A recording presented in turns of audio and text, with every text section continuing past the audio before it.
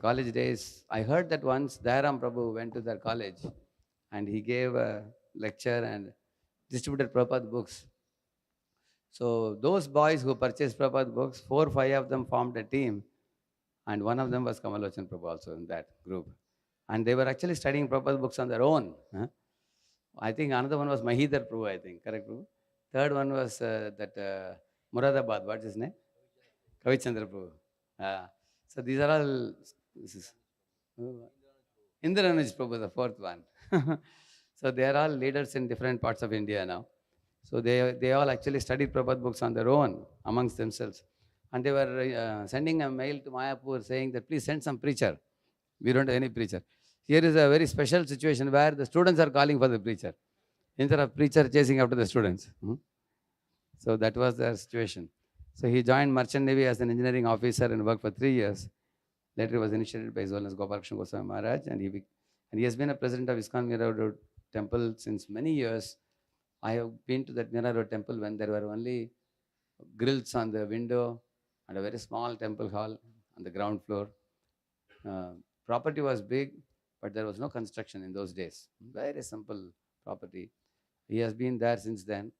Although the temple was small, the Rath Yatra, they used to have 10 days of festivals and festivities and also activities for children. There will be dramas, there will be painting, there will be singing, there will be shloka recitation. So I was thrilled once I happened to be there in the Rath Yatra for 2-3 days.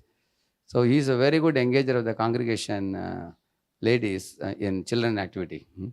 And there is a big group there. And I believe that the children preaching led to the congregation preaching also there.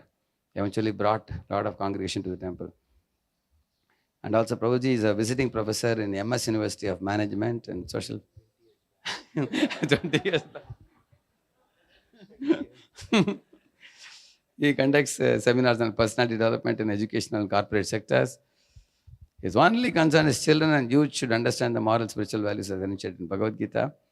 His Prabhuji's name is included in the sannyas list. He travels and preaches in Rajasthan and Gujarat areas. Now currently he is building another big temple in Vapi apart from the Radha Giridhari temple in Mira Road. So you know Radha Giridhari temple is a beautiful temple. Many of you might have been. It was opened a few years ago. And Prabhu now is embarking on another temple in Vapi. He's actively staying there and developing it there. And he is very famous for his teaching classes in VAHE, Bhakti Shastri courses, teaching Bhagavatam, Bhagavad Gita and Acharya's commentaries. And he has been very actively preaching in India and abroad. And many extension centers in different parts of the country has been opening. And he has a special heart for children and the youths. That's why he's taken out time and come here to spend time with us. Otherwise, he always travels very extensively. In North also, he has been going to various places. Vapi, I know he has been doing in Vapi more than a decade, I believe, right, Prabhu? Yeah. And some specific questions we may have regarding Shastra, if you ask him, he will be able to give you answers to those questions with Shastric statements. That's why the topic for today also is related to Shastra. He's very expert in Shastric study and very deep understanding. Let's welcome Kamal Lochan Prabhu to Radha Vrindavan Chandra Temple. Haribo!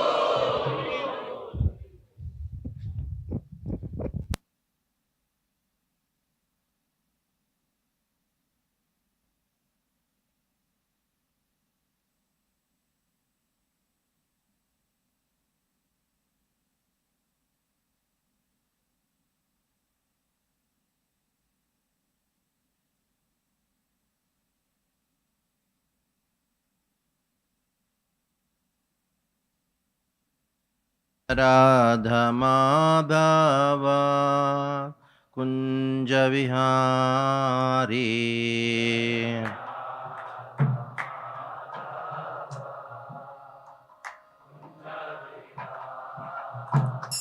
Jaya Gopi Jana Vallabha Girivaradhari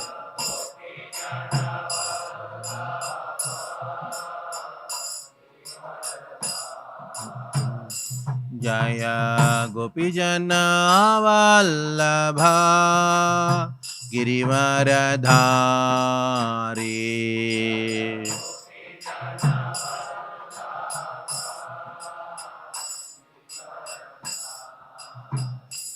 Jaya Radha Madhava Kunja Vihari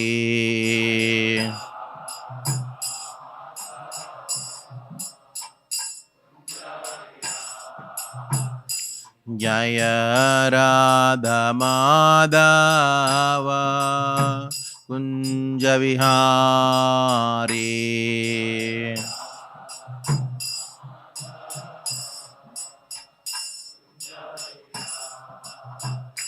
Jaya Gopi Jana Vallabha Girivaradhari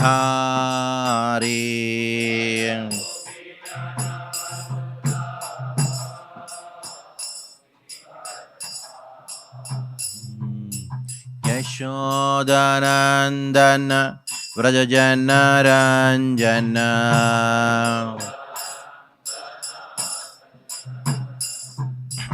Yashodanandana Vrajajana Ranjana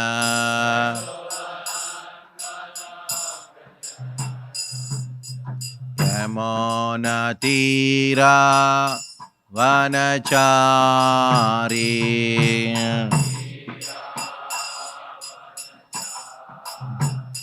Yamuna Tira Vanachari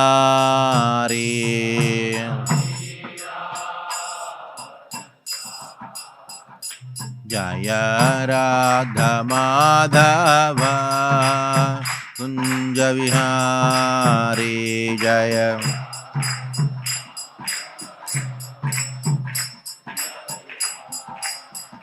Jaya Radha Madhava Kunja Vihari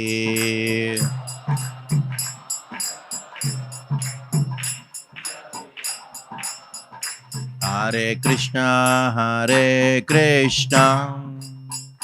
Krishna Krishna Hare Hare Hare Rama Rama Rama Hare Hare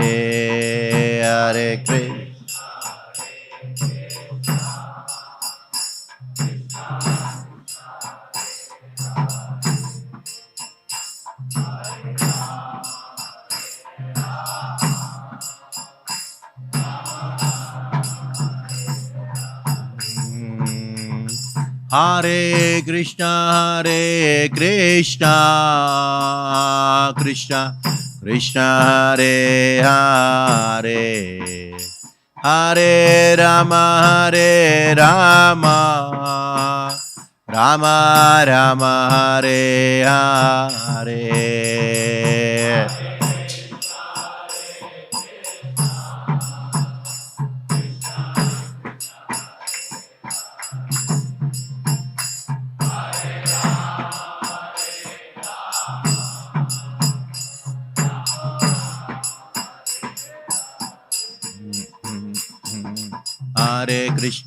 Hare Krishna Krishna Krishna Hare Hare Hare Ram Ram Ram Hare Hare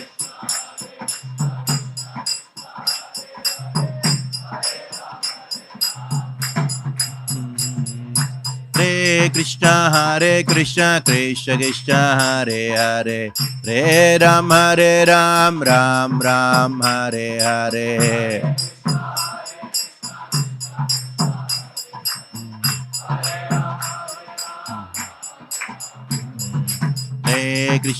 Hare Krishna Krishna Krishna Hare Hare Hare Ram Ram Ram Hare Hare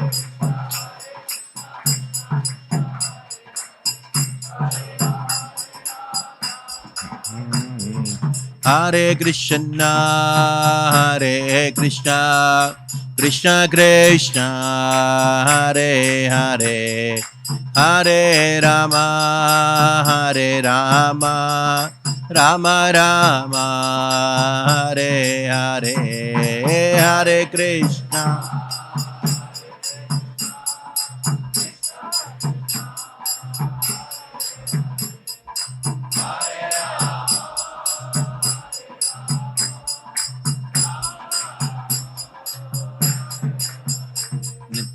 Gaura Hari Bol, Hari Bol, Hari Bol, Hari Bol, Nittai Gaura.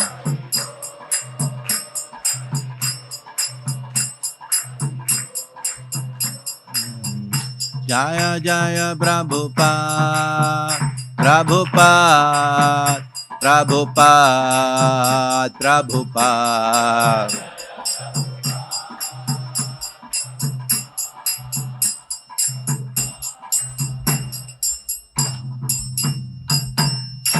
Srila Prabhupada ki jai.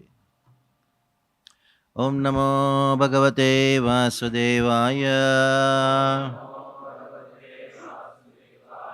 Om Namo Bhagavate Vasudevaya. Om Namo Bhagavate Vasudevaya. Narayanam Namaskritya Naram Chaiva Narottamam Devim Saraswatim Vyasam Tato Jayamudiraye Nashta Prayesha Bhadreshu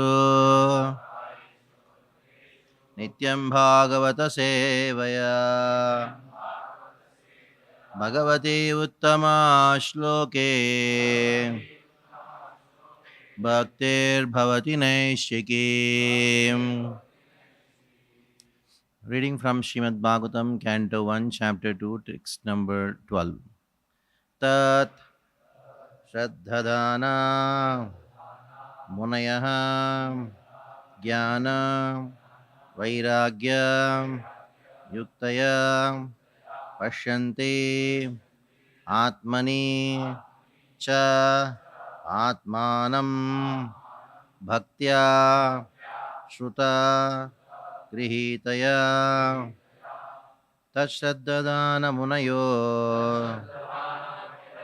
Tashraddadana Munayo Jnana Vairagya Yuktaya Jnana Vairagya Yuktaya Pashyanti Atmani Cha Atmanam Pashyanti Atmani Cha Atmanam Bhaktya Shruta Grihitaya Bhaktya Shruta Grihitaya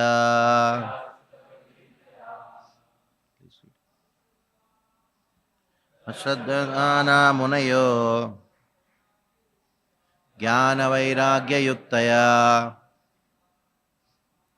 Pashyan Atmani Chatmanam Bhaktya Shruta Grihitaya Dana Munayo Jnana Vairagya Yuktaya Pashyanti Atmani Chatmanam Tyagrihitaya Sadhana Munayo Jnana Vairagya Yuktaya Pashyanti Atmani Cha Atmanam.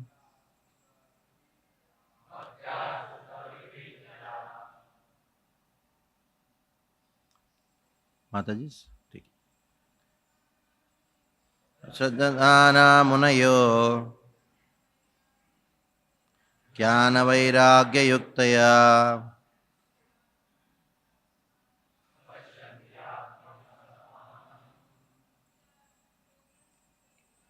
Shrunya Grihitaya. Word meaning?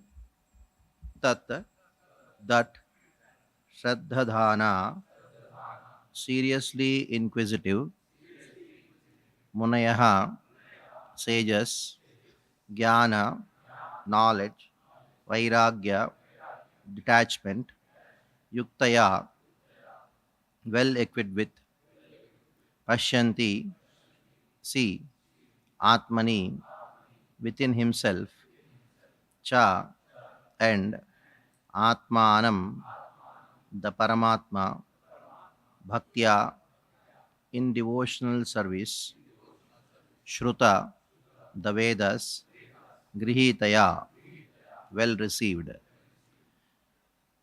Translation purport by His Divine Grace A.C. Bhaktivedanta Swami Srila Prabhupada. Srila Prabhupada ki jai. The seriously inquisitive student or sage, well equipped with knowledge and detachment, realizes the absolute truth by rendering devotional service in terms of what he has heard from the Vedanta Shruti.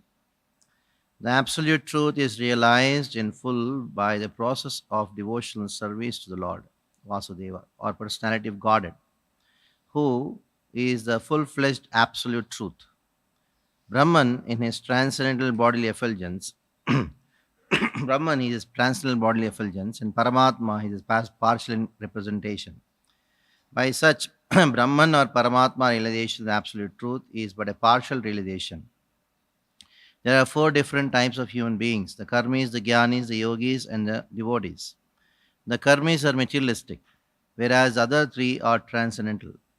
The first class transcendentalists are the devotees who have realized the Supreme Person. The second class transcendentalists are those who partially realize the plenary portion of the Absolute Person. And the third class transcendentalists are those who have barely realized the spiritual focus of the Absolute Person. As stated in the Bhagavad Gita and other literatures, other Vedic literatures, the Supreme Person is realized by devotional service, which is backed by full knowledge and detachment from material association. We have already discussed the point that devotional service is followed by knowledge and detachment from material association. As Brahman and Paramatma realizations are imperfect realizations of the absolute truth, so means of realization Brahman and Paramatma, i.e., the path of Jnana and Yoga, are also imperfect means of realizing the absolute truth.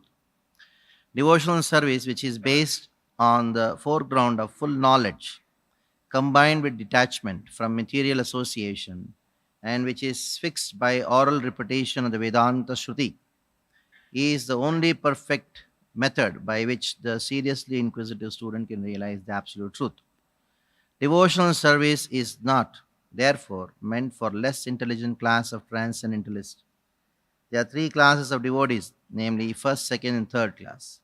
The third class devotees are the neophyte who have no knowledge and are not detached from material association, but who are simply attached to the primary process of worshipping the deity in the temple, are called material devotees. Material devotees are more attached to material benefit than transcendental profit. Therefore, one has to make definite progress. Therefore, one has to make definite progress from the position of material devotional service to the second class devotional service. In the second class position, devotee professional man to satisfy his senses. This sort of hearing and chanting has spoiled the whole thing. So one should be careful about the faulty process. The whole message of Godhead, as included in the Bhagavad Gita or in Srimad Bhagavatam, are undoubtedly transcendental subjects. But even though they are so, such transcendental matters are not to be received from professional men who spoil them as a serpent spoils milk simply by touch of his tongue. A sincere devotee must therefore be prepared to hear Vedic literatures like Upanishads, Vedanta, and other literatures left by the previous authorities or Goswamis for the benefit of his progress. Without hearing such literatures, one cannot make actual progress. And without hearing and following the instructions, the show of devotional service becomes worthless and therefore a sort of disturbance in the path of devotional service. Unless, therefore, devotional service is established on the principle of Shruti, Smriti, Purana, and Pancharatra authorities, the make show of devotional service should at once be rejected. An unauthorized devotee should never be recognized as a pure devotee. By assimilation of such message from Vedic literatures, one can see the all-pervading localized aspect personality of Godhead within own self constantly. This is called samadhi.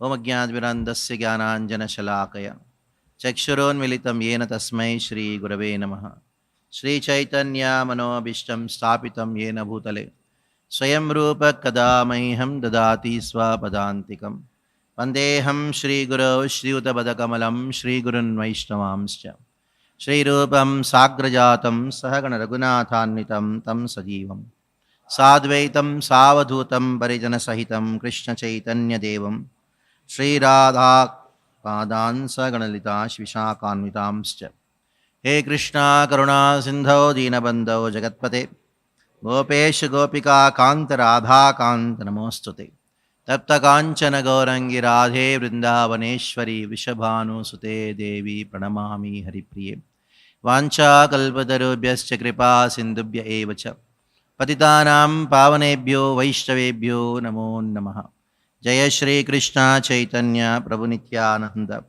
Shri Advaita Gadadhar Srivasadi Gaura Bhakta Vrinda Hare Krishna Krishna Krishna Hare Hare Hare Ram Ram Ram Hare Hare.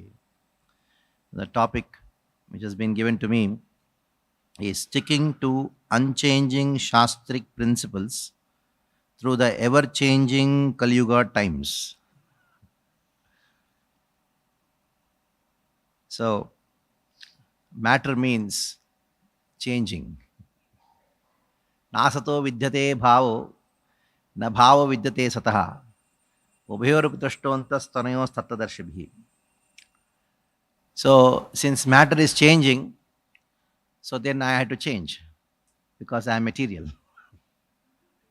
So, what people do is when they see the scriptures, which are actually eternal and unchanging, they also think that since the time is changing, and the famous three words which I use for justifying every ignorance is time, place, circumstance. To justify one's ignorance, what do you use? Time, place, and circumstance, Prabhu. But scriptures are beyond time. Soul is beyond time. Krishna is beyond time. Krishna is beyond place and circumstance. Scriptures are beyond time, place, and circumstance. Bhakti is beyond time, place, and circumstance. Bhakti is not dependent on anything. It is not dependent on time, nor space, nor circumstance. Somehow, this has become a mantra more prominent than Hare Krishna Mahamantra. Time, place, circumstance, Prabhu. Why are you chanting while seeing your mobile? Time, place, circumstance, Prabhu. Why are you keeping your shika open? Time, place, and circumstance, Prabhu. For everything, this has become a mantra to justify every wrong thing what we do. But it's so unfortunate. So Kali Yuga, not only Kali Yuga is changing, in Satyuga also changes happen. Yugas go on, things go on changing. But somehow the topic, one word has been used as unchanging Shastric principles. At least the topic is sane. But somehow it has become our habit, the conditioned nature. We want to change things. Because in material world, until unless you change something, you'll not experience some pleasure. Like for example, you're living in some place for a long time, you want to change and go to a new place, then you experience some pleasure. So they think that until unless I change something, I will not get some pleasure. I will not get anand out of it. So the tendency to change is actually the core aspect of material life. So because we are used to experience some pleasure by changing, so we think that even when I come to spiritual life, so I need to change to experience some pleasure. I need to change the way I chant or the mantra I chant. I need to change the methodology of deity worship. Like the 14th August, sorry. You dress the deity with three Tiranga. Rupa Goswami never thought about it when he wrote Bhakti Rasamrita Sindhu. So 25th December comes, then you know what all some people have done with the deities. You dress Krishna as Santa Claus. I don't know what to do with Radharani. So the tendency to change is material, and when you impose matter on Krishna, absolute truth, that is my what. What is Mayavad? When we impose matter on Krishna, on the absolute truth, that is called Mayavad. It is called imposition. Sripad Shankaracharya's philosophy of Mayavad is this. What is Mayavad? When Brahman is imposed upon by Maya. So when you ask, you say Advaita, there is nothing else other than Brahman. Where did Maya come from? Don't ask. Anirvachaniya. It cannot be explained. It should not be asked about. How can you ask about something which cannot be explained? So don't ask. So, but you are saying that there is Maya, which is imposing on the absolute truth, Brahman, and that Brahman becomes all the other different deities of this world, whether it is Krishna, Rama, Narasimha, Durga, you name it. So in this way, Mayavad is called Mayavad because of thinking that Ishvara is a product of Maya, or God is actually product of Maya. When Maya is imposing Brahman, and then Brahman becomes Maya, and becomes God. So imposing ignorance or Maya on scriptures, which is also known as Brahman, that is Mayavad. That is materialistic understanding of scriptures. And that started with the British very prominently. So they understood the scriptures are as material sounds. So I use my material intelligence to understand the scriptures. And according to time, place, circumstances, intelligence evolves or changes. I also change the meaning of the scriptures. So the whole of the Indian population, is scholarly, so-called scholars, they were all completely corrupted by this materialistic approach to Veda. The materialistic approach to the study of Veda. The materialistic approach for spirituality. So this has become more dangerous. Earlier, people were materialistic or spiritual. Now, people are materialistic on the name of spirituality. Like a police becoming a chore. So he is wearing a police dress, but actually he's a chore. It's very dangerous. So earlier people were honest. See, I'm materialistic, you do a spiritual life, I'll do a material life. But now, on the name of spirituality, so much is being professed. And everything is being sold in the name of spirituality. Everything is sold in the name of scriptures. They quote some scripture and they have their own interpretation. So, it is very important for all of us to maintain the integrity of the scriptures. Because the whole process of bhakti is dependent on scriptures. Bhaktya shrutya, shruti grihitaya. Where do you get this bhakti from? Or where do you get the process of bhakti from? From Shruti. Shastra. Shastra yonitvat. In the Vedanta Sutras, in the beginning itself, it has been described. Atatu Brahma Jigyasa. Now, since you have now completely frustrated with the Karmakanda section of the Vedas, now study the Brahman. Inquire on Brahman. Inquire who is the absolute truth. Then somebody may ask a question, what should I inquire about Brahman? What should be the inquiry? Janmadhyasyataha. The inquiry should be from where everything comes from. Janma adi yasyataha. Janma adi means Janma means creation, maintenance and destruction. Then the question arises, where should I inquire? The inquiry should be on Shastra Yonitvat. Why I should inquire on Shastra? Because Shuteshu Shabdamulatvat. Because the Shrutis, the Shastras are Shabda or Shabda Brahma, they are God themselves. They don't change. Then how do you understand? Tattu Samanmayat. You say many scriptures, many sages are talking different things. Tattu Samanmayat. There is Samanvaya in that. Just because there is contradiction, that doesn't mean they are wrong. So nicely the scriptures are presented by Vyasa, by different rishis, by the Paramparacharyas, that if we don't study the scriptures, then bhakti will not arise. Bhakti will be sukriti only. It will not be bhakti.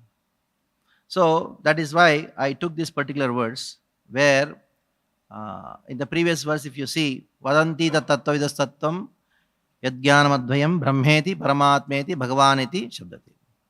Because in that previous verse, that is the 10th verse, tattva has been spoken.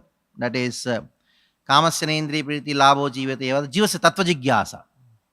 The whole purpose of our life is to inquire into the absolute, Jivasa Tattva Jignasa. Then somebody may ask, what is the Tattva? The Tattva is manifest in three forms, that is Brahman, Paramatma, Bhagavan.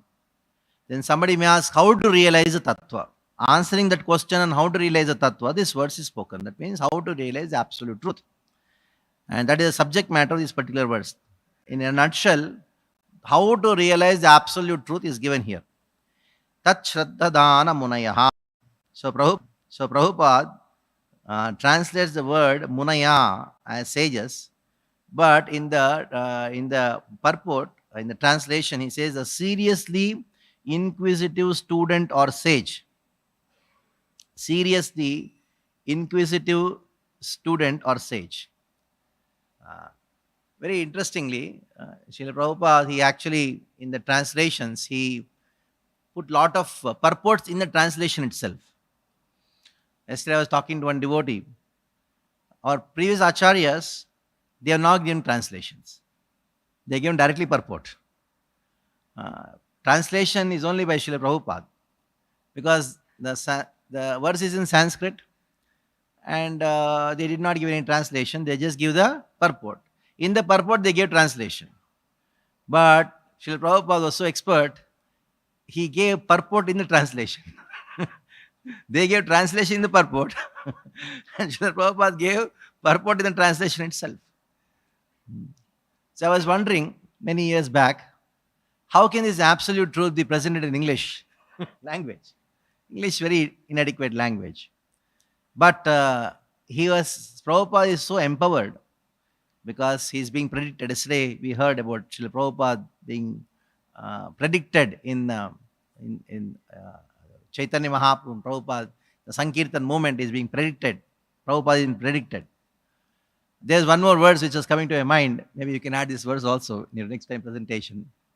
Tadvag visargo janataga viplavo yaspin pratishlokam abhaddhavatyapi namani rupani yashonkitanyat shrinvanti gayanti grinanti sadhu. This is Narada speaking about Bhagavatam. And he is telling Vyasa, just chupchap write Bhagavatam, whatever I'm saying. Don't worry that whether this Bhagavatam, the purity level which I am telling, whether people will accept it or not. Because when Narada told Vyasa to write a book which should not have any karma, jnana and nothing in it, it should only have prema in it. Just it should have only anuvarnitam. Krishna Katha should be repeatedly spoken in that book. Not only just here and there. It should be spoken in every chapter, and nothing else should be there. Every verse should have Krishna Prema. Every word, every akshara should have Krishna Prema. That kind of you could write. Then Vyasa told Narada, how can I write? Even if I write, who will study that? Like somebody, when you tell, Prabhuji, present Bhagavatam as it is, the devotee says, Prabhuji, who will listen to all these things? You should have some masala in it. Isn't it? So this is not a new question. Even Vyasa asked that question to Narada. So you should have some masala. Like that is why I wrote Mahabharata. In the Mahabharata, what is there? I presented Bhagavad Gita. Bhagavad Gita is actually the essence of Mahabharata. The whole purpose of I giving Mahabharata is Bhagavad Gita. Because people are not interested in spirituality. So I need to do some bridge preaching. And the best bridge is to talk about a family fight. Because people are fighting, then you find many people are very much attracted. A few people are fighting there, and you find a big group watching what's happening, fight. And especially if it is a family fight, so much of rasa comes out of it. So Vyasa, he told, I'm very intelligent. Narada, you are a sadhu, what do you know about preaching? I'm a grahastha, I know what preaching means. I know what people are interested. So what I'll do, I'll give Mahabharata, which is actually full of family feud, nice, wonderful stories. In the middle, I'll give Bhagavad Gita, which is transcendental. Bharata Taila Purnaha Prajwalito Jnanamaya Pradipaha. So then Narada, he told, Vyasa, you are very intelligent.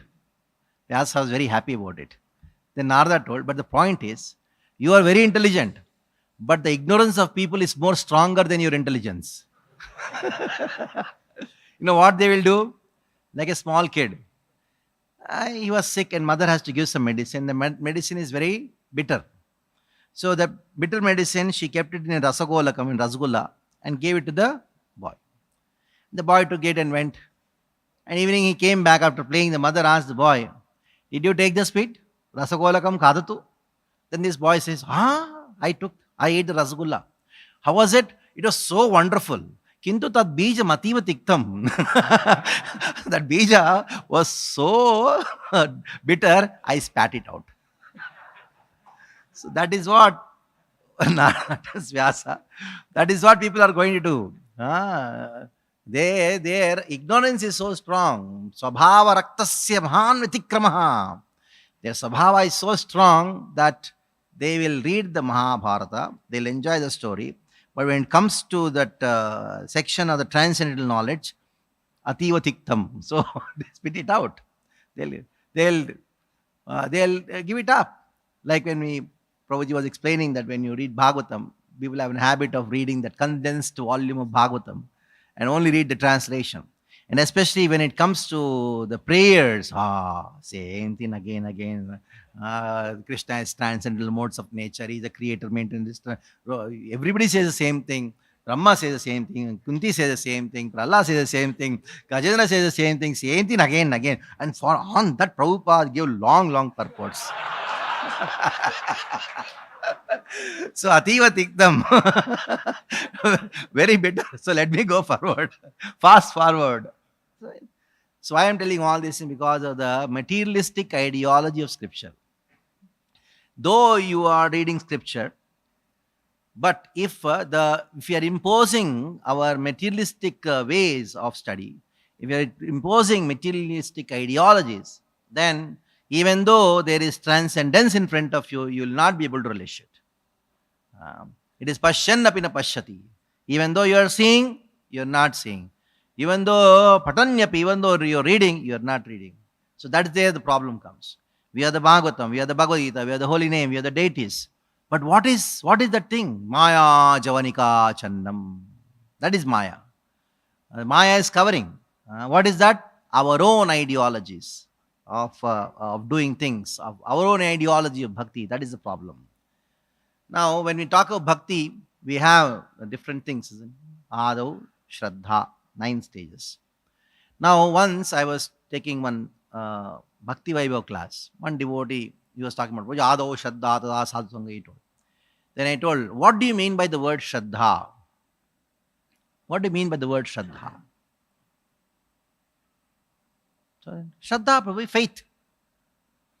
Like the Christians say, just have faith in Jesus, just have faith. This is the only way. Jesus is the only way if you have faith. No, that is not faith. The word Shraddha there refers to Shastriya Shraddha. And Srila Vishwanatha Chakravarti Thakur in Madhuri Kadambani, he actually talks about Shraddha. Of course, the main subject of Madhuri Kadambani is the 9 levels of devotional service. The main subject of Madhuri Kadambani is that when in talking about Shraddha, he says that Shraddha is of 2 kinds. One is Shastriya Shraddha, other is Laukiki Shraddha. Now, Laukiki Shraddha is not permanent.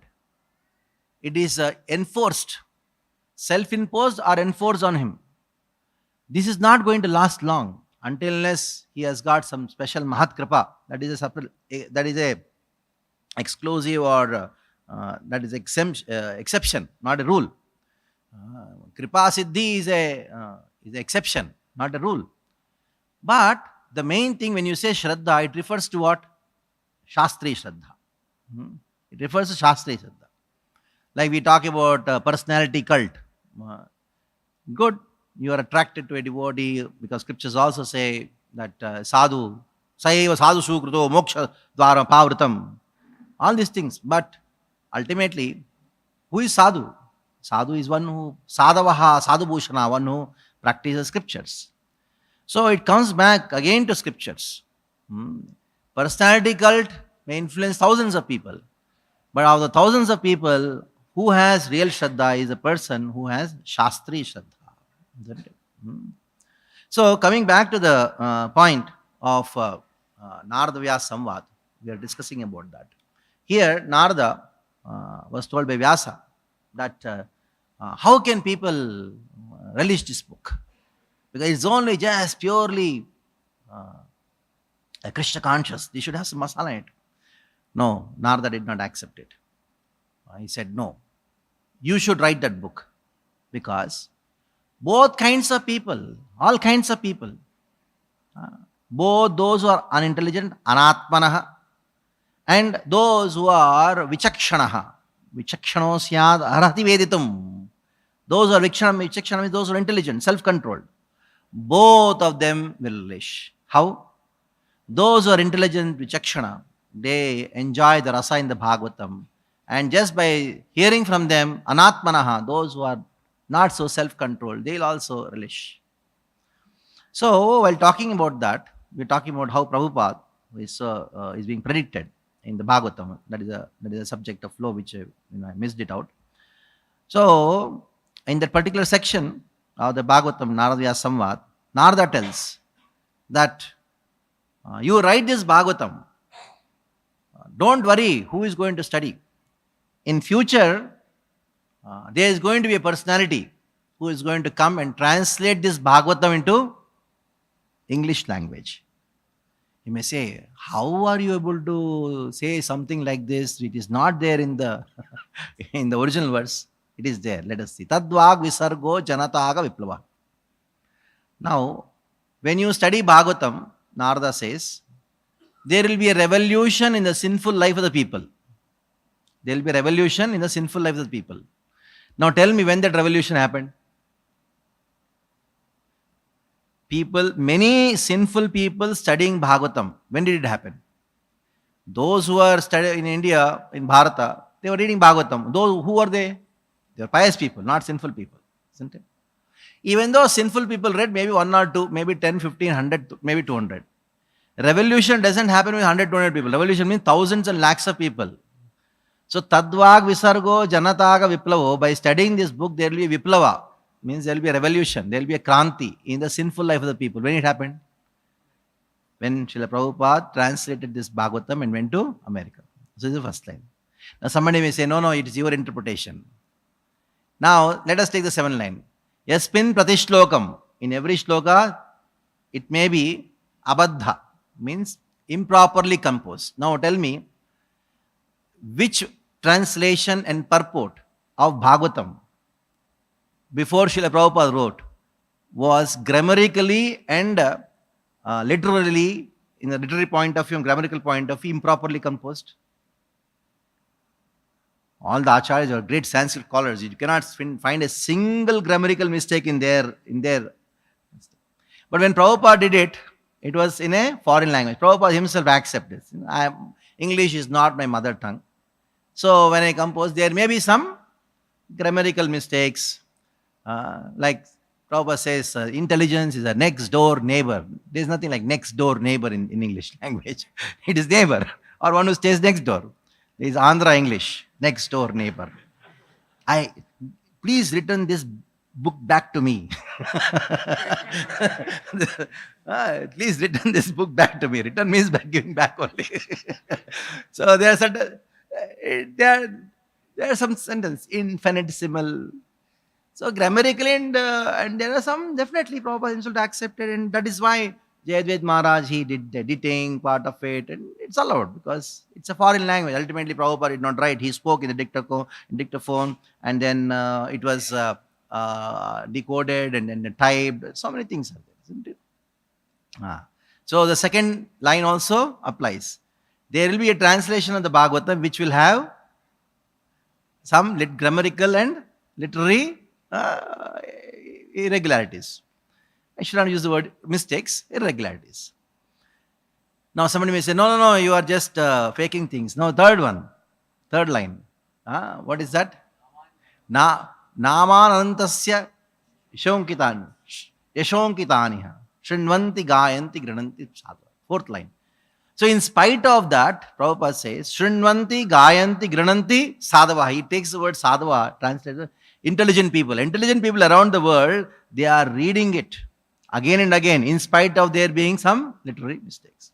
So all the three conditions are fulfilled. That Narada predicted that Prabhupada will be translating Bhagavatam in English language and then presenting around the world, and there will be a big revolution in sinful lives of the people.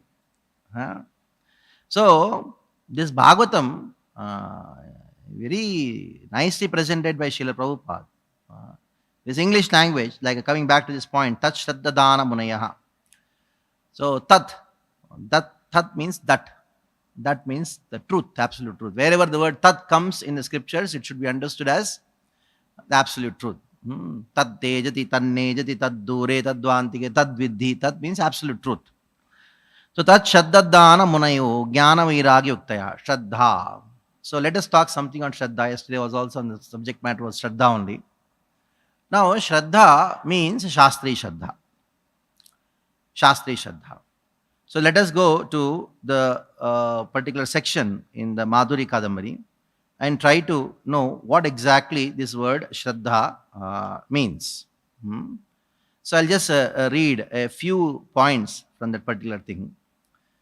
Srila Vishwanatha Chakravarti Thakur in the Madhuri Kadambari, in the 5th verse, he says, Tatra bhakti adhikarinaha pratamam shraddha sacha tat shraddharte drida pratyaya mayi. What is the meaning shraddha?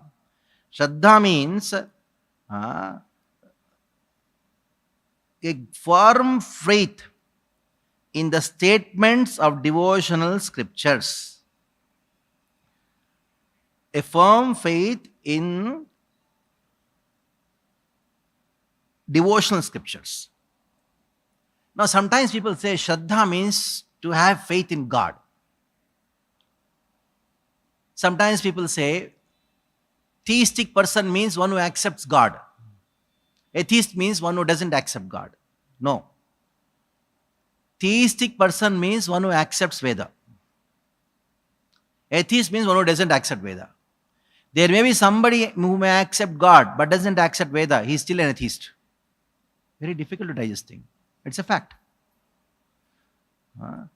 You understand? Some people say, no, we don't accept Veda. Oh God, give my daily bread. You are atheist. Because you don't accept Veda. And Shraddha means clearly, very, very clearly said, the statements of devotional scriptures, they are the fact. Now, then somebody may say you have Shraddha, but what about practice? Yes. There may be somebody who is practicing without Shraddha, but that is not called bhakti. That Krishna clearly said in the Bhagavad Gita. Ashraddhaya hutam. All those hutam, tapa, dana, everything done by Shraddha has no value. So somebody may be doing some practice of devotional service, but if the Shraddha factor is not there, then it is of no use. You get some Sukruti, that is fine. But when you talk about pure devotional service, you talk about Shraddha. So a desire to perform practices prescribed in those scriptures with special effort. Now he uses another word here, with special effort, not casually. How can you say that this person has is having Shraddha? What is the external symptom of a devotee having Shraddha? That he exerts himself. That he puts some special effort. If it's casual, like we say in something called comfort zone, if somebody is in comfort zone, that shows lack of Shraddha. One has to exert, trying to do something what you can do normally, naturally. So this is another word used, balat utpadita. A special effort, that is nirvaha rupa sadhara spriha cha. Then it is, the Shraddha has got two ways or two kinds of Shraddhas. One is naturally awakened, other is forcibly by someone else. So in this way, there is a commentary, there is explanation. Of course, Krishna Thakur writes the main point and then he gives further explanation to it. So going through that all the explanations, we'll have one important point. That is, two characteristics. One is practice of bhakti. The other is Shraddha coming from Laukiki Shraddha. One is Shastri Shraddha, other is Laukiki Shraddha. Of course, we all know there are three levels of devotees. That is Kanishta, Madhyama and Uttama. And what is the difference between these three? How they are categorized? Based on Shraddha. In Chaitanya Charitamrita, it is based on Shraddha. In Bhagavatam, it is based on Jnana, based on knowledge. Shraddha Shabda Vishwasa Kahe, so let's try that verse, you know. And we all know very well that how the Shraddha has been the defining character of a devotee and defining character of the division among the hierarchy of devotees. Now, let us talk something from Bhakti Sandarbha about Shraddha. One should understand that the meaning of Shraddha and Sharanagati are both one and the same. Now, some people say, I have great faith. And at the time, your temple president comes and says, Prabhu, why don't you do this seva? No. I'm not surrendered. But I have great faith. Practically 99.99% people who actually come to devotion in some way or the other in India, they have expressed faith like anything. But when you talk of surrender, no surrender. And that is why here Srila Jiva Goswami in his Bhakti Sandarbha, he makes it so explicit. So nobody can say I am surrendered without faith. Nobody can say that I have a lot of faith without surrender. Because these two are one and the same. Unflinching faith in the purport of the scriptures is called Shraddha. Scriptures instruct devotees who are surrendered to Bhagavan worship the lotus feet fearlessly. So now we may say, how is it so? Then he brings the factor of fear. Somebody who is having a lot of faith, driven by fear, that is actually no faith. You see how they are connecting. Huh? When we see the scriptures, because of our background of studying the engineering or management and all, we try to see all the subjects as different parts. We don't see there is some integration between them. Today we'll talk about faith. Tomorrow we'll talk about surrender. Actually, both are same. No, there should be an integration, and how they are integrated, and that is where rasa is there. Rasa is not in seeing the subject matter alone. How they are integrated. If you find some contradiction, how this contradiction can be resolved. Samanvaya, and that is where rasa is there. Integration and harmonization. And this is called Vyakhyana. Vyakhyana means what? Purport means what? Integration. To see one subject, see another subject, how they are connected. And if you find both are diagonally opposite to each other, and what you do? How Samanvaya means you try to see that how both are correct. So that is called Samanvaya, and that is called Vyakhyana. And that is what you relish. Like Prabhuji was emphasizing on the purports. Why? Because purports are the prayojana of the verse. The word-to-word meaning is sambandha. Actually, sambandha is not even word-to-word meaning. Constant recitation, abhyasa, which is going to come further. In the Bhakti Sandarbha, speaking on the same subject matter of Shraddha, Srila Jiva Goswami talks about repetition. He talks so much of repetition. He says, if you don't repeat, there is no sambandha. If there is no sambandha, there is no abhideya. Like to give you something very practical, suppose there is no good sambandha between two devotees. The temple president put both of them to do one task. Since there is no sambandha between them, the task will not be happen, abhideya will not happen, process will not happen. no prayojana. So first is sambandha. Once you build sambandha, then work will happen. Work is not very important. Sambandha is very important. Now, for example, if there is a good sambandha, relationship between husband and wife, house will run nicely. If there is no sambandha between them, Even to bring a glass of water becomes so difficult. Even to boil the milk is so difficult. If there's sambandha very nice, they build a big house also. So sambandha is important. How do you develop sambandha with the words repetition? Like how do you develop association or a relationship with the person? Repeatedly meet him. Like those who are in fundraising, what they do? They go and give some prasad. They used to do once in 6 months like that. After some time, once in 3 months. Gradually, they call it temple. Then meet him once in a week. Then he starts giving money, all these things. So because they have got sambandha. So repeatedly meeting a person will develop a relationship. The same way, repeatedly meeting the verse, reciting the verse, will develop a relation with that verse. Then what do you do with that verse after developing sambandha? Then there is adan pradan, affection. That means you deliberate. How do you deliberate? By doing anvaya. Generally, in the Bhagavatam class, after the speaker reads the purport, then he starts the class and say, repeat the translation, isn't it? Actually, it is not repeating the translation, it is anvaya.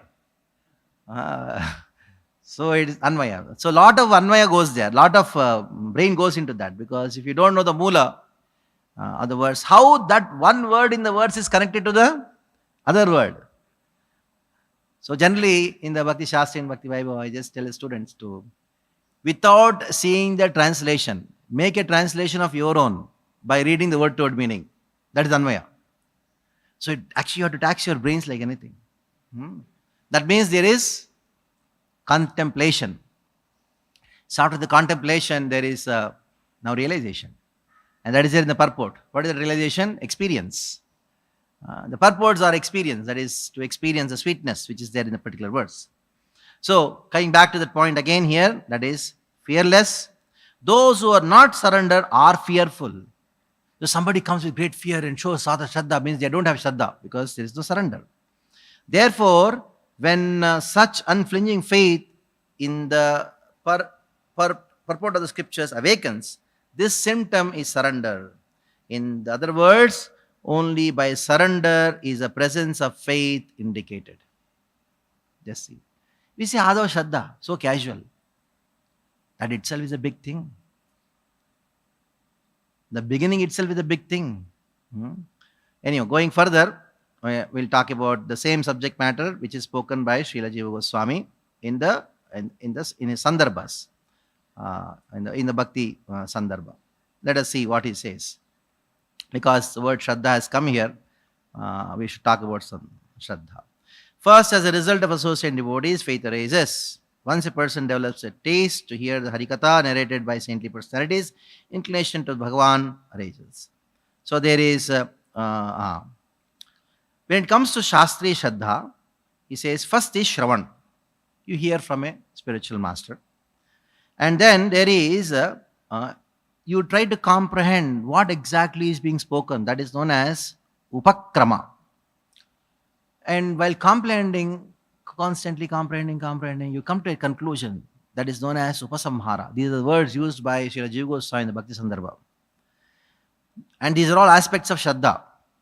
Anybody who has Shraddha, that means he hears and constantly contemplation is going on. Then by the end of the class, after some time, then he comes to conclusion, Upasamhara. After coming to Upasamhara, what does he do? Abhyasa. Abhyasa means repeat. What was spoken today? What was the word spoken? I'll repeat it. I'll repeatedly hear. Repeat. What is the conclusion of Vedanta Sutra? Repeat. You studied the entire Vedanta Sutras. What is the last sutra? Anavriti Shabdat. Anavriti Shabdat. Twice. The same sutra is repeated twice. That means what? Repeat again. Nobody can say that I have completed, I have finished. Anybody who says I have finished Bhagavatam, he is finished. Because Bhagavatam is the commentary on Vedanta Sutra. How can you say it is finished? Why I am telling all these things? Because these are all the materialistic approach to scriptures. to change it, to think something is important, something is not important. How can you say in Srila Prabhupada books, one statement is important, other statement is not important? Can you say that? Huh? You cannot say. If you say that this is important, this is not important, somebody will say what? Something else is important and this is not important. Third person will say, who among these two, who are important? He'll come to the personality. And somebody else comes, so who are you to tell who is important? I'll tell you. Gone. That is why Sarvameta Dhritam Manye in Mavadasikeshva. Sarvameta Dhritam Manye. You have to take every statement in the Bhagavatam. Sarvameta, accept it. Like one devotee was saying, Prabhuji, this devotee is not qualified to speak Bhagavatam. Why? Because I don't feel so. Wow, you don't feel so. Very good. And somebody feels so, then he is qualified. Then what will you do? So if you talk about feelings, then who is going to ascertain what is the truth? In the first canto, in the first chapter itself, Srila Prabhupada talks about, in the 7th verse, we all know that, one who is conversant with the 6 systems of philosophy only can sit on the Vyasasana. Now tell me. No, Prabhu, it's not so important. Or who are you to decide which is important, which is not important? Like this idea comes from where? When we did our engineering, what did we do? This is not very important. Important questions. So we bring a big load of materialistic ideology towards education, materialistic approach to a book, and then apply it to Bhagavatam, and then suffer. If you are repeating in the material subjects, when you study, when you repeat, he is considered to be a low-class person. Just read, that's all. Understand, that's all. So much importance is giving understanding in the materialistic subject matter. But when it comes to spiritual Bhagavatam, the importance is not on understanding. Why? Anyway, you cannot understand. So, importance is on what? Repetition. While repetition happens, understanding deepens, automatically comes. It is not by your understanding comes. It is by repetition which makes you understand. That is why Abhyasa. I'll just finish this thing by these particular words to describe Shraddha Dhanamanya, Jnana Vairagya Yuktya, that is the later part. Let us talk about Shraddha. Abhyasa then comes that to comprehend exceptional aspects of the subject matter, Apurvavat Falaha, means scriptures are vast. What is the thing which you relish the most, that matters to you the most? Isn't it? Somebody may like one verse of Bhagavatam, and somebody may like another verse of Bhagavatam. In the same verse, somebody may like something. So what matters to you the most is what appeals to you the most.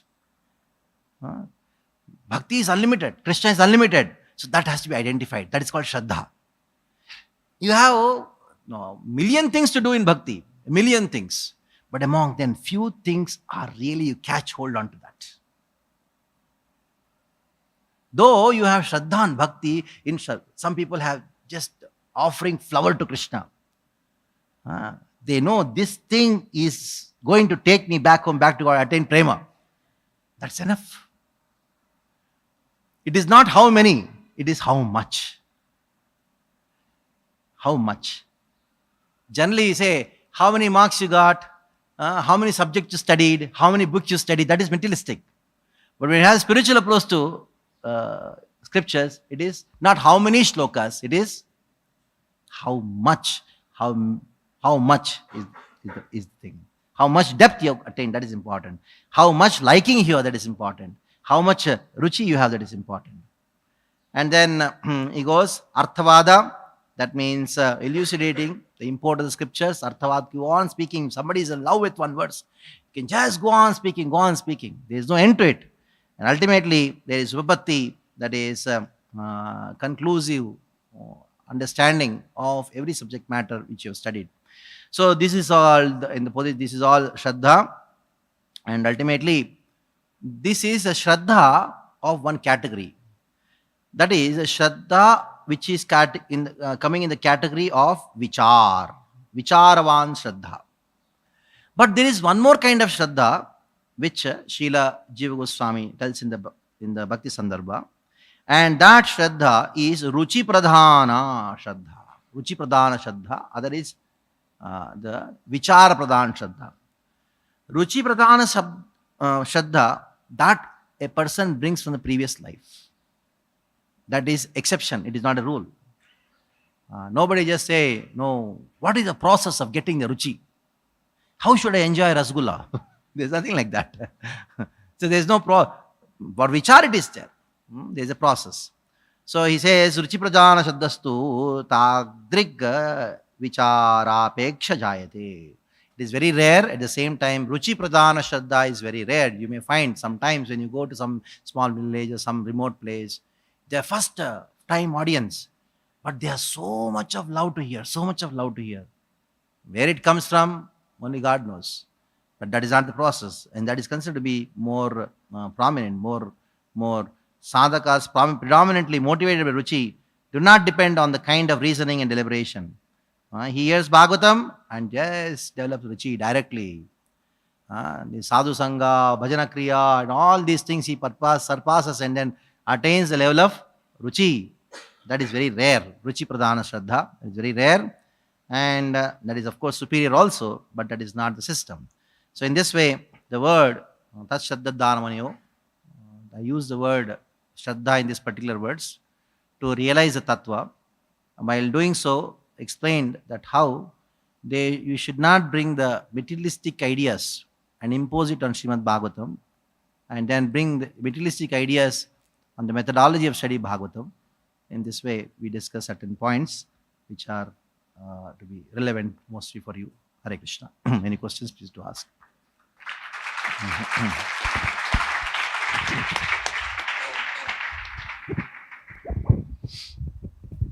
Hare Krishna Guru, thank you very much for your very nice explanation of this.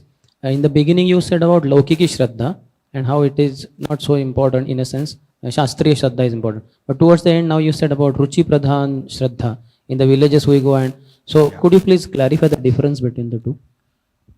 Laukiki Shraddha is because they see a person, they like a person doing it, so I'll also do the same thing. Now, in that village, for example, somebody goes and gives a Bhagavatam or talks about Bhagavatam, they have so much of they hear. Somebody else comes and then read the same Bhagavatam, they'll read with the same intensity. They'll have the same intensity of hearing because their Ruchi is not for that person. It is for the Bhagavatam or the Krishna Katha which is there, the holy name which is there, isn't it? But Laukiki is different. Laukiki means that it is external, it is enforced with some external motives. Of course, that is also a kind of Shraddha. It is accepted as a Shraddha. But if that is not transformed into Shastriya, it should be done as sooner than later. Because the Laukiki becomes a long time, then they say, now why should I hear? So there are a lot of, now as ISKCON is increasing, we find Laukiki Shraddha people coming a lot. Unfortunately. But we should see that their Shraddha is Shastriya by having the courses. Bhakti Shastri, Bhakti Vaibhav, all these courses are there for what? No, if you really like me, you attend this course. That has to be imposed. It is very good that our Diksha Guru is there. Until Bhakti Shastri is there, no Brahman Diksha. It's a big blessing in disguise. These kind of things. Otherwise, it is so difficult for the temple president. When Diksha date is declared, you will find whole hall is full, Mangalarti, everybody is there. And the next day after Diksha, nobody is there to even clean the floor. So, it is good that we are taking all these measures to bring that Laukiki Shraddha to Shastriya Shraddha. Isn't it? Just addition to that only. Sometimes, many times, and I think that is okay, justified. We have attraction to hear from one devotee. He could be our whatever senior and all. So how to differentiate? That's fine, because one of the aspects of vichar is that one particular aspect of bhakti, you hang on to that. You may have 100 things to do, isn't it? 100 things to do, but one aspect which you relish the most, cherish the most, you invest all your shraddha in that. It doesn't mean that you don't have shraddha in other things. There may be one particular speaker who is very much appealing to you. So hang on to that, catch on to that. But that doesn't mean that the other speaker is giving, you will not attend the class. I will only attend this person's class. No, it doesn't work like that. So that is special, because that is where you get your nourishment, you cherish a lot. Very good. That is one of the aspects of the steps, that there may be so many things in bhakti, but there are some things, 1, 2, 3, 4 things, something, which you relish the most, cherish the most, hang on to that. Like we have Parikshit Shravane, Vaiyasiki Kirtane. Like that you have 9 forms of devotional service. One devotee just caught all onto one aspect of it. And that is, he has total faith. In our temple there is one devotee who has total faith. प्रभु जी, अगर प्रसाद लेंगे ना लोग, भक्त बन जाएंगे.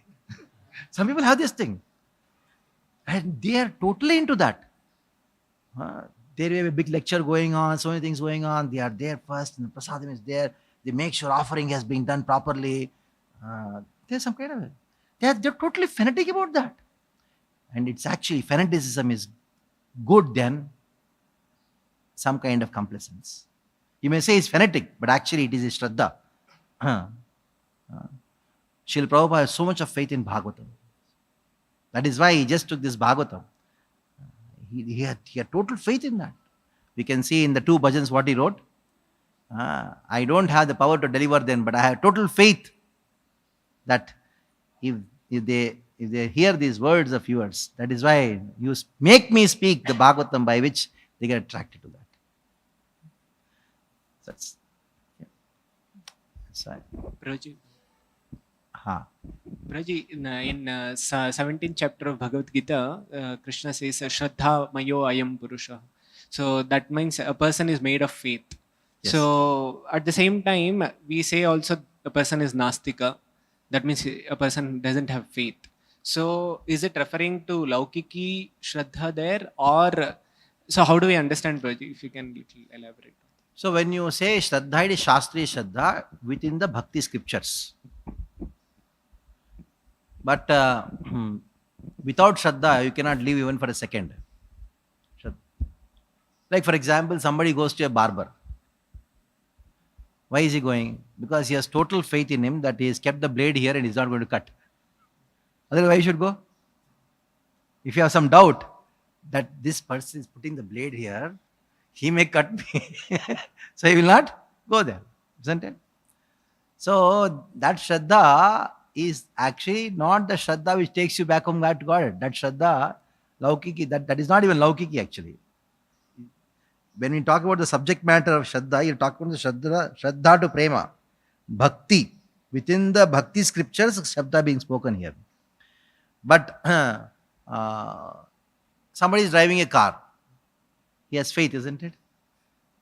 That the person who is coming in front of me, another car driver, he is not drunk. He has so much of faith. That is why he is driving. Now tell me, somebody is getting married. He has so much of faith that she will not run away. Isn't it? That is why he is getting married. And people are earning money. You know why? Because there is so much of faith that they are going to live tomorrow. Somebody makes a fixed deposit. Why? Somebody builds a house. Why? So that is the meaning.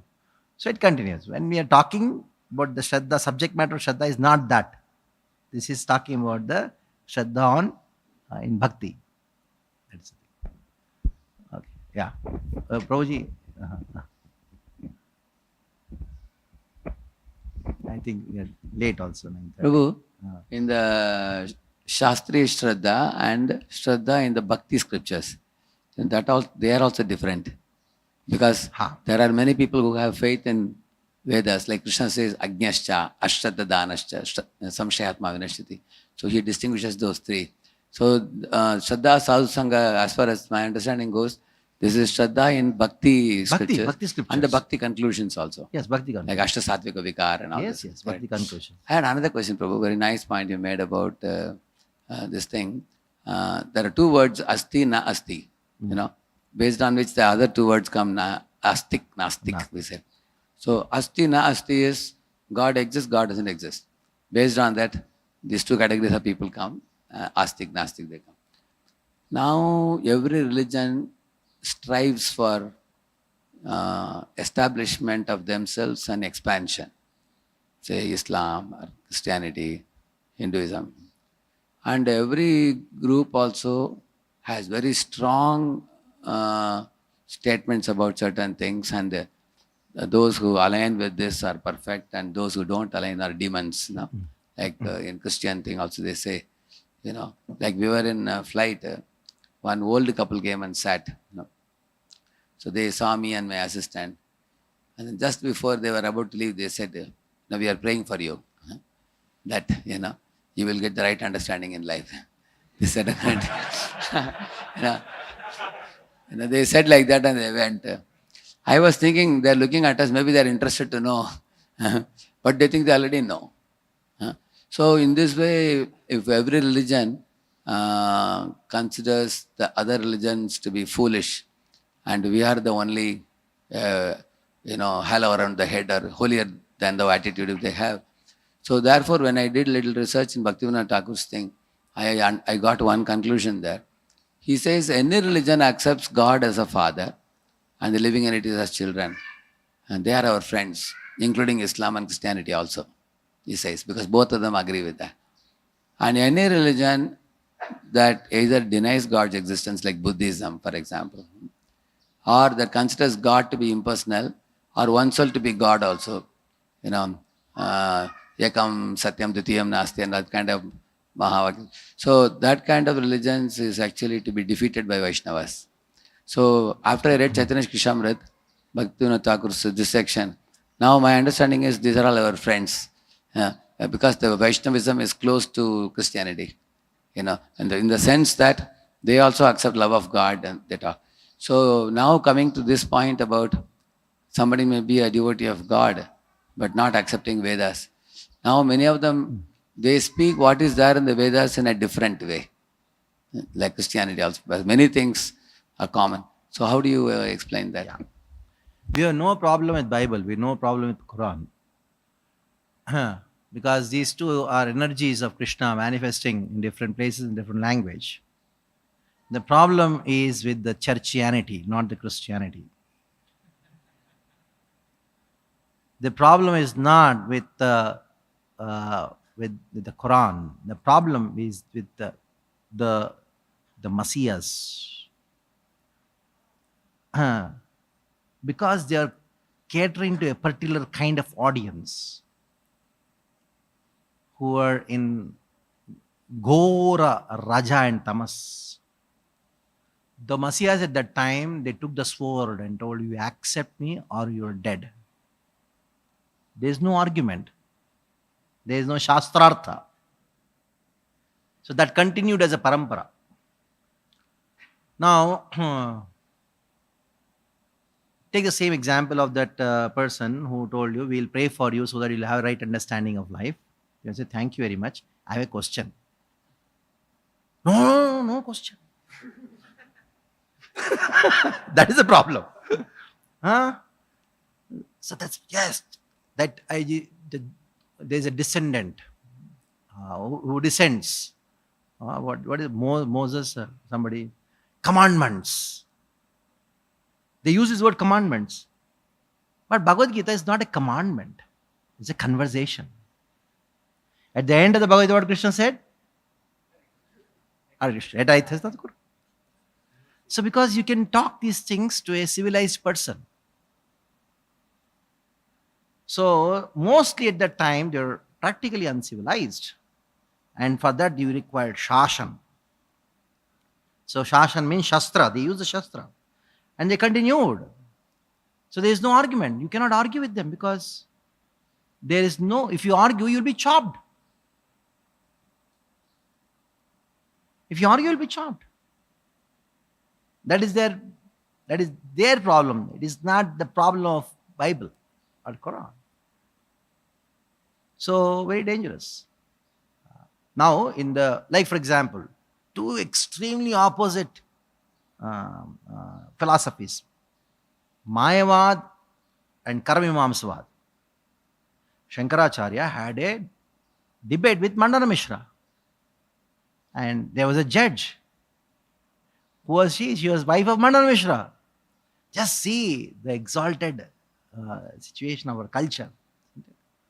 It's a wrong philosophy, true. But the problem is the culture. We don't have any problem with Bible. No? That is what Bhaktivinoda Thakur is talking about. But if you see on the ground level, like on the name of Veda, so much is going on. So on the name of Bible, so much is going on. That is why you have Protestant. And from the Protestant, another Protestant. If one protest, there another group Protestant go. So in this way, everybody is protesting. Their own people are protesting against them. So you call them. And they like fight among themselves like anything. Kill each other. You are from Tamil Nadu. You are a lot of Shaivites. Will they kill each other? There is a Vaishnava. In the same home only, there will be Vaishnava and there will be Shaiva. But they love each other, no problem. You worship your God, I worship my God. Huh? But when they sit for Shastra, they'll fight on scriptures, no problem. But they love each other. Huh? This culture. Huh? This culture. So here you see in the Muslims, the Sunnis and the Shias, they fight. And they don't want what is the other sect which are so-called peaceful? No. Sufi. They just want to eradicate them. There's a huge thing. They want to kill, eradicate the entire Sufi sect. Huh? So it is their religion of the sword. Religion of the sword. Kill. If you don't accept, you will be killed. They openly tell. It is a Sufi core principles, not Sufis. They are also sword only. But different kind of sword they used. Of course, we don't want to get into all these things in the Bhagavatam class, right? So we don't have anything no problem with as a religion, ISKCON, Islam. They are non-Vedic atheism. And Jainism and Buddhism, they are non-Vedic atheism. Non-Vedic atheism. And Nyaya, Vaisheshika, Sankhya, Yoga, Purvamamsa, Uttaramamsa, Mayavada, these six are Vedic atheism. Vedanta, Mayavad Bhashya. If you take Vedanta and the Mayavad commentary, that is Vedic atheism. So just because somebody is Vedic, that doesn't mean he is theistic. That's it. Okay, we can take one more question if you want. Last question.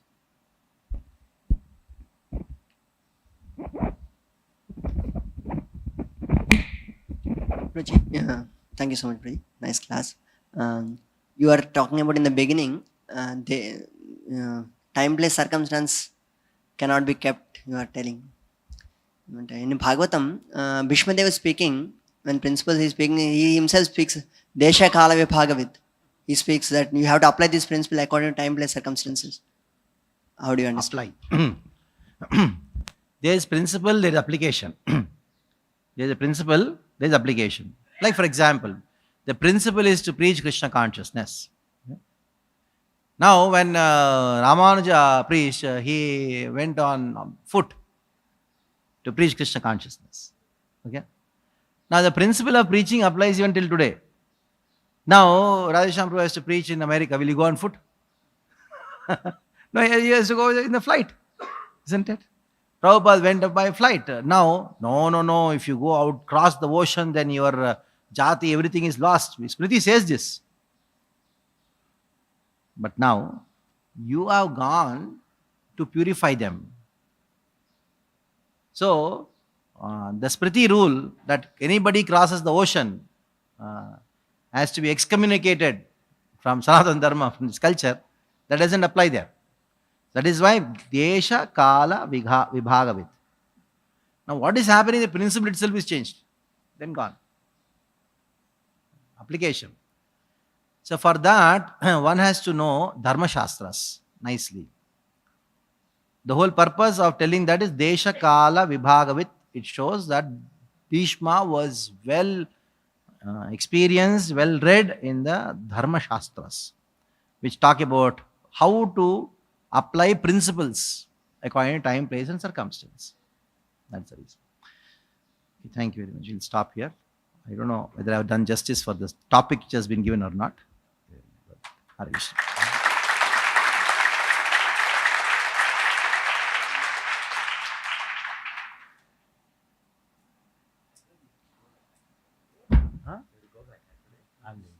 I'll have to come back on Monday.